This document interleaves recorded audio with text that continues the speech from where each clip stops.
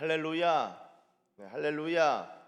네, 우리 주님을 찬양합니다. 여러분, 오늘 읽으신 말씀은 누가복음 신약성경 누가복음 9장 1절에서 17절까지의 말씀입니다. 세 가지 사건이 나오죠. 첫째는 12제자를 파송하시는 것이고, 두 번째는 분봉왕 헤롯이 이 예수님에 대한 소문을 듣고 보이는 반응에 대해서 나오고 있고요. 마지막 세 번째가 이 오병이어 사건입니다. 자, 먼저 이 12제자를 파송하시는 것을 보시면은 9장 1절 이렇게 적고 있습니다. 예수께서 12제자를 불러 모으사 모든 귀신을 제어하며 병을 고치는 능력과 권위를 주시고, 우리 2절은 한번 같이 읽겠습니다. 시작. 하나님의 나라를 전파하며 앓는 자를 고치게 하려고 내보내시며. 아멘. 여러분, 12제자를 부르셔서 귀신도 제어하고 병을 고치는 그리고 권위를 주시고, 그리고 하나님 나라 전파하고 앓는 자를 고치게 하시려고 내보내셨다. 여기서 가장 중요한 단어가 무엇일까 하나 꼽으라고 한다면요, 여러분, 많은 사람들은 이 귀신 제어하거나 이 병을 고치는 것 생각을 하는 이런 어떤 이렇게 눈에 보이는 현상을 많이 생각하는데요. 물론 하나님 나라 전파하는 것을 꼽으시는 분도 있겠지만, 아마 1, 2절에 있어서는 이 내보내셨다, 아포스텔로라는 동사가 가장 중요한 것이 아닐까 싶습니다. 여러분, 이런 능력들을 행하는 삶, 그리고 예수님께 받은 이 권위를 가지고 영혼을 섬기고 누군가를 섬기는 삶에서 가장 중요한 것은 내가 누구로부터 보냄을 받았는가입니다. 여러분, 이 서산 기지에 계시잖아요. 왜 계시는 건가요? 본부로부터 보냄을 받으신 건가요? 저는 예전엔 그렇게 생각했어요. 그런데 어느 순간부터 이건 주님이 보내신 거구나. 그때부터 이제 초반에는 늘 가고 싶었던 곳, 이렇게 이렇게 원하는 곳이 있냐? 원하는 곳을 얘기를 했어요. 원하는 곳을 물어봤으니까. 근데 이 몇 번 제가 원하는 곳 갈 수 있다 다 얘기 듣고 그랬는데, 이게 그런 게 아니구나라는 것을 이 군에 돌아가는 그런 생리를 깨닫고 나서는 이게 그런 게 아니구나, 그러면서 그냥 가라는 곳 가는 거구나, 그게 속 편하고 좋다. 그러면서 또 동시에 생각하는 것이, 이게 이 사람이 한다 생각하니까 마음이 상하는 일이 있는 거예요. 그리고 누군가를 미워할 수도 있겠더라고요. 그렇게 마음이 크게 상하진 않았지만, 야, 이거 본부에서 짜서 보냈는데 직접 전화를 주셔서 제가 어떤 상황인지 아시는데도 불구하고, 그리고 동기들은 다 이제 제가 고생했으니까 갈 차례다 다 얘기 듣고는 그렇게 마음을 먹고, 심지어 동기가 다른 데 쓰겠다 했는데, 목사들도 그러네요 생각해보니까. 그 안 쓰기로 했는데 겹쳐서 쓰고 나서는 전화 와서 미안하다 갑자기 쓰게 됐다고. 저녁은 했는데 아주 가깝고 친합니다. 그래서 아니 왜 그랬냐, 그러니까 가고 싶으니까 그냥 썼다. 그래서 알겠다, 기다려 보면 되지, 그걸로 의상하고 그럴 건 없으니까. 근데 여러분, 이 본부에서 보낸다, 이거 사람이 한다 생각해 보니까, 여러분, 그런 게 이제 믿음이 없는 거예요. 믿음의 눈이 열리면은 하나님이 사람의 손을 통해서 일을 하시는 거죠. 5천 명을 예수님이 직접 그 빵 굽는 말 베이커리 하나 차리셔서 막 급하게 그냥 빵을 만드셔서 하시는 것이 아니라, 마찬가지예요. 너희가 먹을 것을 주라. 너희가 먹을 것을 주라. 너희가 사람의 손을 통해서 하나님께서 역사를 일으키십니다. 병을 고치고 하나님 나라를 듣게 하시는 것, 귀신을 제어하시는 것, 제자들을 통해서 하시는 거예요. 도대체 누가 보냈냐는 거예요. 여러분, 이 아포스텔로, 보내다, 내보내다, 우리가 주님께서 보내신 것이 아니라는 생각을 가신다면요, 그 다음부터는 우리가 설 자리, 우리가 지금 있는 그 위치에 대한 의미를 상실해 버립니다. 여러분, 서산 왜 계시나요? 왜 새로 오셨나요? 내지는 왜 20년 이렇게 오랜 시간 동안 서산에 계신가요? 이거 주님께로부터 나온 일입니다. 여러분, 그래서 누가 나를 보냈는가, 누가 나를 내보냈는가, 이제 전역하고 나가는 것도요, 그 누가 보내는가, 그 주님이 보내시는 거예요. 자, 주님이 보내시면요, 주님이 책임져 주십니다. 그래서 주님이 책임져 주신 사람을요, 이 주책 바가지라고 하는 거예요. 주님이 주책. 주님이 책임. 죄송합니다. 새벽에 또 이렇게 한번 또 잠 깨고, 주님이 책임져 주신 사람이 주책이요, 주책. 어느 정도의 주책이 있어야 된다고요. 믿음이 있는 사람들은 주님이 책임져 주시는 사람, 주님이 내보내시면서 그냥 보내시는 게 아니라 필요한 능력과 권위들을 부으신다는 거예요. 여러분, 그런데 우리가 주님께로부터 보냄을 받은 자들인데 단순히 우리가 여기 기지에 있다, 저기 기지에 있다, 여기 있다, 저기 있다, 그래, 다 주님이 보내주신 거지.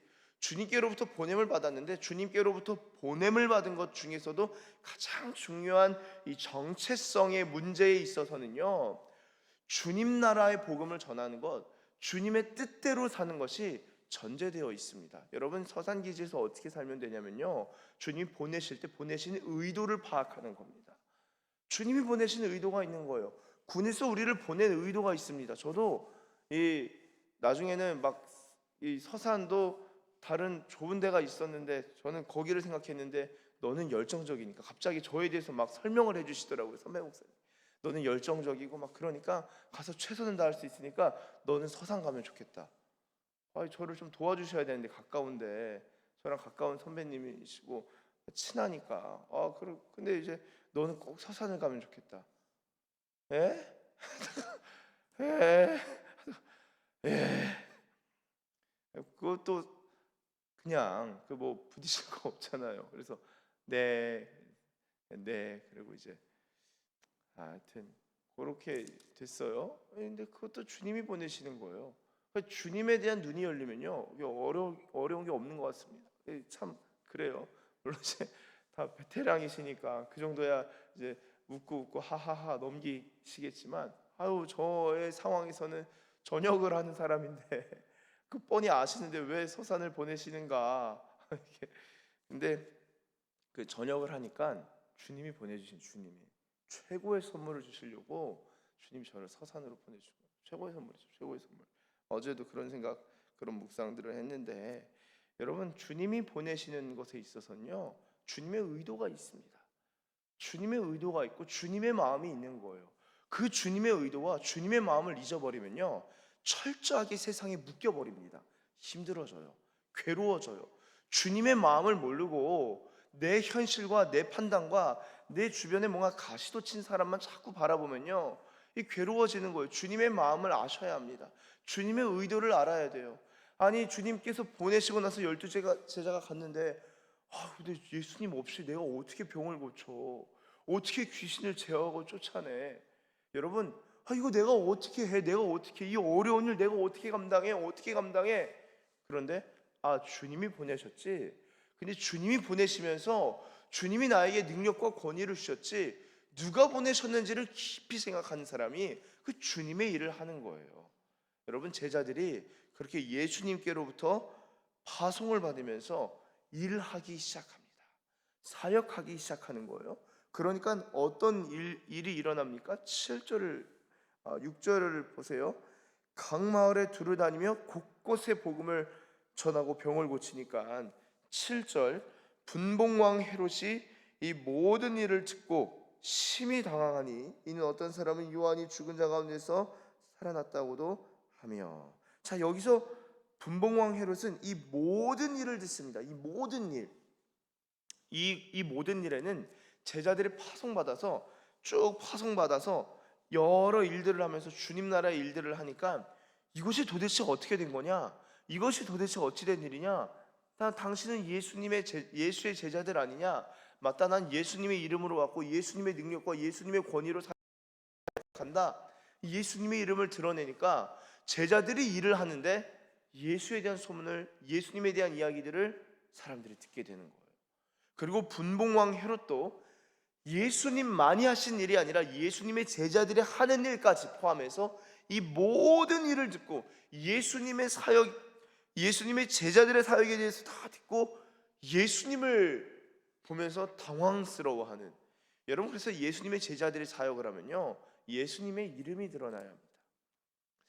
어떻게 우리가 제자로 파송 받았습니까? 예수님의 이름이 드러나야 되는 거예요. 저도 이 서산에서 내가 만약에 떠나고는 뭐 아름다운 사람은 그 떠난 그 뒷자리가 아름다운 법입니다. 뭐 그런 거 화장실에서 봤네요.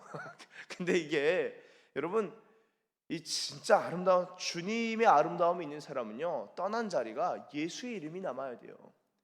예수님의 이름이 생각나고 예수님이 좋아야 돼요. 예수님을 그럼 전해줘야 되고 예수님을 받도록 해야 되는 거예요. 그 예수님의 제자들은 예수님을 드러내는 법입니다. 만약에 우리가 이곳에 우리가 주님께서 파송하셨다면은 나 혼자 그냥 개인 신앙생활 잘하다 가면 되지, 그거는 이 세상 사는 법을 좀 조심스럽습니다만 잘은 모르는 것일 수 있어요. 세상만 아는 것일 수 있는데, 세상은 알지만 주님이 창조하신 세상이라는 주님의 세계로 딱 들어가다 보면은 이 세상이 완전 달리 보입니다. 완전 달리 보여요. 제가 최근에 한 사업가를 만났어요. 이야기를 하는데 뭐에 그렇게 검소하게 입고 살아가니까 뭐에 관심이 있냐?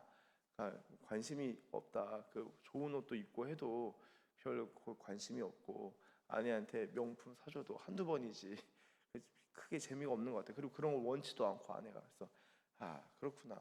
뭐에 관심이니까 차에는 좀 관심이 있다는 거예요.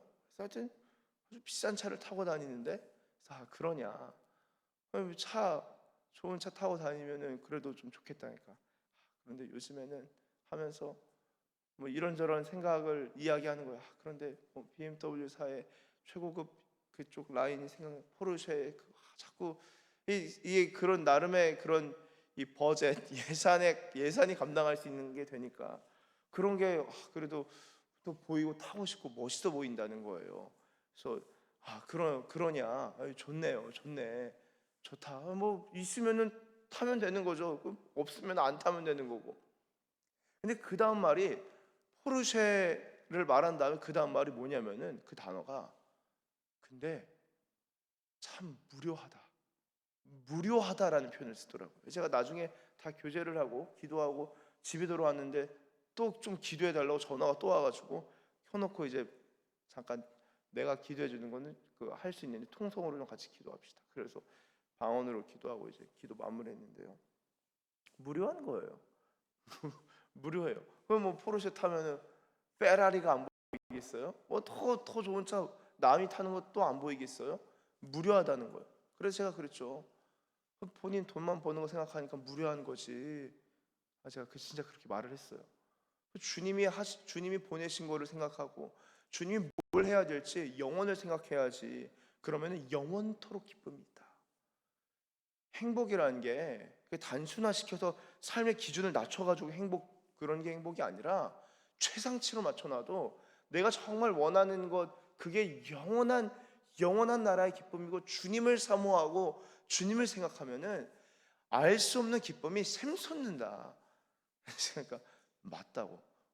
그래 돈 있고 시간 있으면은 가서 선교하시라고. 저희는 대박이에요. 군 선교할 수 있어요. 선교하시라고 하니까 그게 맞다고. 선교하겠다고.